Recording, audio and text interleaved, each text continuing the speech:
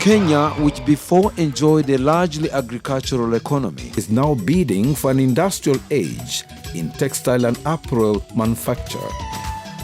It is for this reason that the government set up the Export Processing Zone Authority, charging it with a mandate of providing an attractive investment opportunity for export-oriented business ventures. There are 47 export processing zones spread around the country. The zones are managed by the Export Processing Zones Authority, EPZ-A. Historically, I think EPZ or EPZ-A as an authority was formed on the back of providing substitution for importation. I mean, if you look at the early 60s and so on, whereas we had lots of importation soon after independence, the idea was for the country to find a way in which Buy Kenya, Build Kenya was an essence. Renowned for its sporting prowess and a rare variety of wildlife that boasts one of the wonders of the modern world, the wild beast migration. Kenya is currently bent on creating the ultimate African textile hub, a challenge that the government is committed to achieving within its Vision 2030 agenda. The formation of EPZ was, in addition to creating importation substitution, there was the need for export improvement, basically enhancing exports for the obvious reason of generating foreign exchange and so on and so forth. But further than that, it was to create employment. It was to grow activities very much in the same way that I explained about the UK and the US, to spur growth by having backward linkages. Currently enjoying an improved infrastructure that features an extensive road network, an expanded port in Mombasa, a multi-purpose facility with extremely efficient cargo handling capacity. Kenya is one of the pillars of Africa on the east coast, covering the whole of the central part, the northern, and also the southern part as well. We consider ourselves as a gateway to Africa through the port of Mombasa, where we connect into the wider east and central African countries that covers Uganda, Tanzania, Burundi, Rwanda, and as far as Congo, Southern Sudan. And that makes Kenya as a gateway to a population of about 300 million people. This will further be boosted by the proposed modern high-speed, high-capacity, standard gauge railway for passengers and freight within the Northern Corridor. This project is expected to transfer freight from the roads to rail, thereby reducing rapid roads damage and providing safe and quick intercity passenger transport. The SGR project recently received a shot in the arm with the signing of a bilateral agreement between Kenya's President Uhuru Kenyatta and Chinese Premier Li Keqiang. The partnership that Kenya has had with China has been mutually beneficial and has gone a long way towards helping us achieve our socio-economic agenda. The government of China will finance 85% of the total cost of the railway line, running from Mombasa all the way to Juba, Sudan, and Rwanda. We have the creme de la creme in the Jomo Kenyatta International Airport, also set for expansion to usher in a new state-of-the-art ultra-modern terminal, the Greenfield, a building that will afford the highest levels of comfort, bestowing a sense of place and occasion to the whole experience of the passenger's journey through the inspirational gateway to the East and Central Africa region. Licensed EPZ projects, foreign, local or joint venture, are entitled to several incentives, among them a 10-year corporate and withholding tax holiday for the zone developers, manufacturing and service enterprise, perpetual duty, VAT and stamp duty exemptions, 100% investment deduction on initial capital expenditure over 20 years, exemptions from pre-shipment inspection PSI, import declaration form IDF, fees and standards levy. A single license regime with project approvals in under 30 days. 20% domestic sales allowance for manufacturing and service enterprises.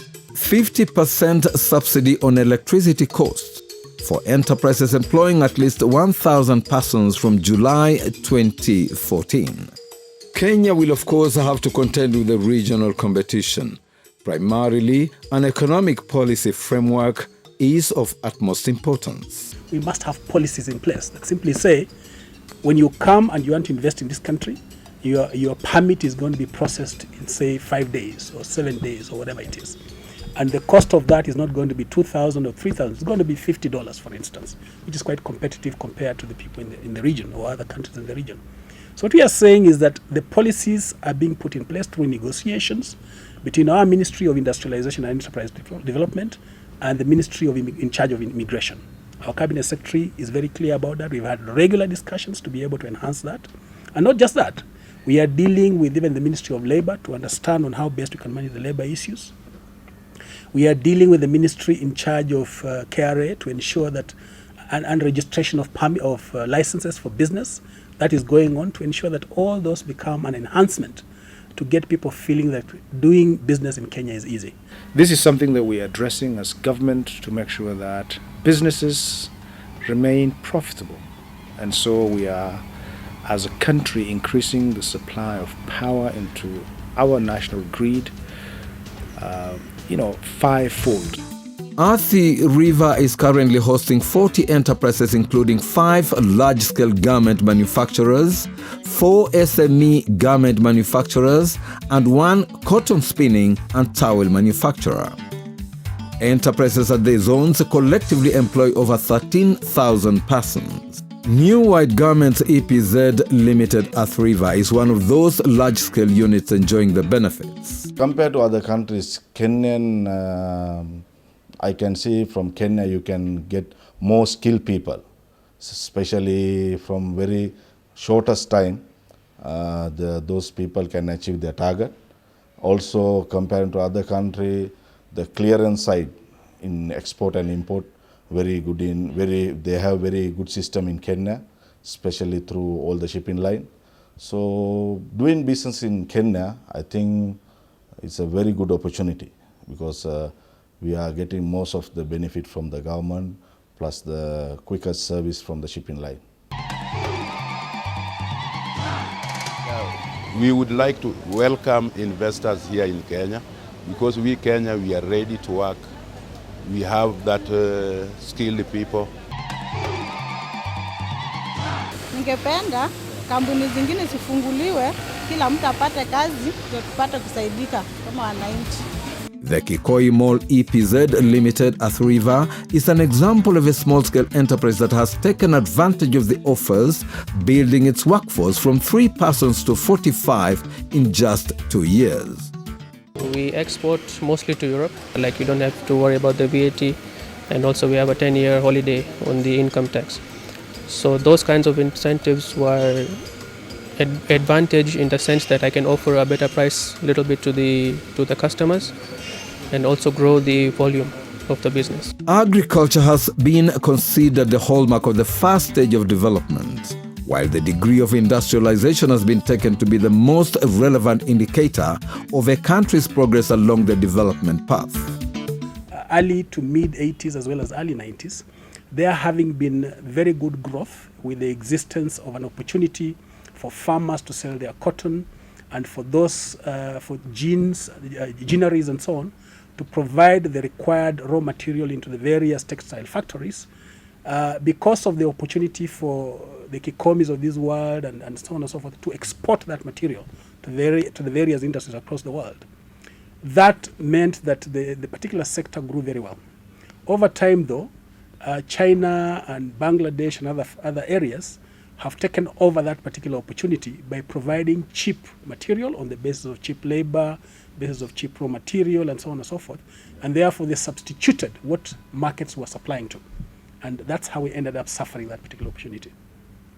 Now for us to turn that around, something has got to be done drastically for us to be able to then come back into the position where we are a force to reckon with, so to speak.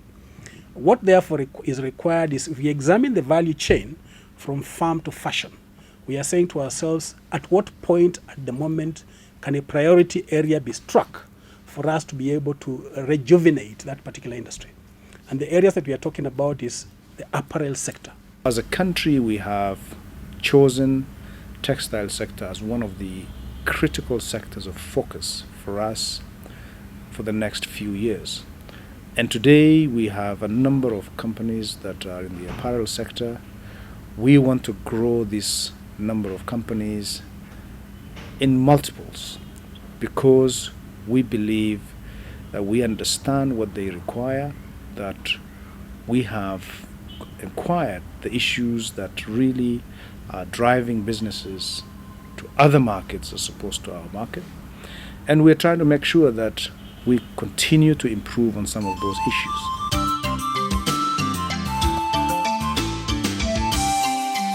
Kenya has a relatively well-developed agro-processing industry, ranging from processing staple foods and fruits to beverages and tobacco production for both the domestic and the foreign market.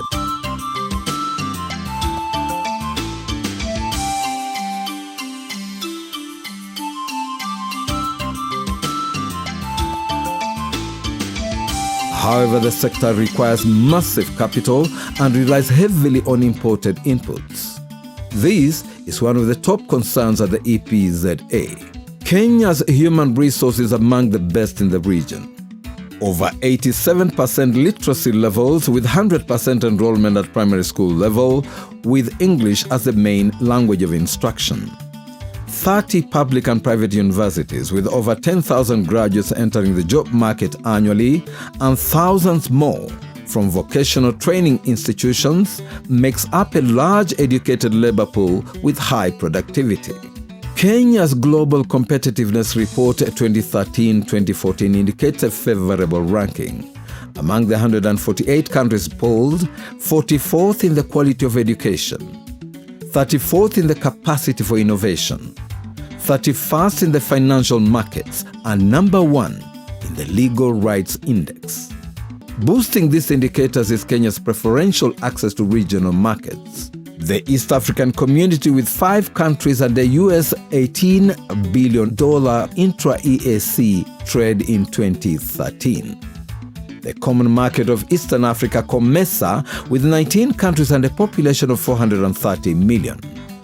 Its global market success in the US, the African Growth and Opportunity AGOA, while in the European Union EU market, we have the Economic Partnership Agreement EPA. We have a very, very skilled workforce that comprises of many young people that provides both the consumer market but as well as labor force that is English speaking, and many international companies are choosing Kenya as a contact call center because of that.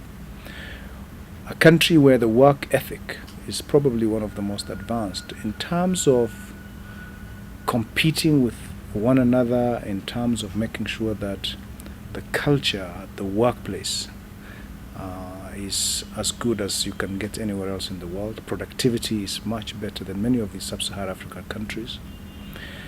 And a country that you could describe as probably one of the most liberal countries to do business in Africa. We have no restriction on foreign exchange. You can bring in as much and take out as much without asking anyone, without having to be questioned by anybody. We have no restriction on ownership of businesses by foreign nationals, up to 100%. We have no restriction on repatriation of profits that people can take. We do allow expatriates to come and run businesses that are owned by foreigners, even though, like any responsible country would require, we need to make sure that sufficient locals are trained for the long term. And we really believe that those are some of the things that have made us a successful country, and it's not by chance that we're a significant economy within the East Africa region that continues to attract a lot of multinational companies. Kenya, a country of 583,000 square kilometers, bordering the Indian Ocean and positioned as the gateway to the Eastern Africa region, can only hope for bigger and better tidings. Complete with 3 international airports, a sound economy, political stability and peace, it enjoys the unprecedented title of a regional leader. As far as we are concerned, we must do everything possible that as they stop here, they find value in seeing the opportunity to be able to invest in our country. So our promise to them is that the value proposition we put out there is we're going to be competitive in doing business. We're going to provide the opportunity for them to feel welcome. We're going to offer everything possible to offer the ease of doing business being a reality. And we want investors to come into our country knowing that they are finding the best partners as a destination for investing their money. And they will get value in terms of returns. We just want to make Kenya as a very attractive and rosy place for people to do business. That is my commitment, and that is the commitment of the government of Kenya. Jambo, jambo bwana, habari gani? Nzuri sana. Wageni, mwakaribishwa. Kenya yetu, hakuna matata.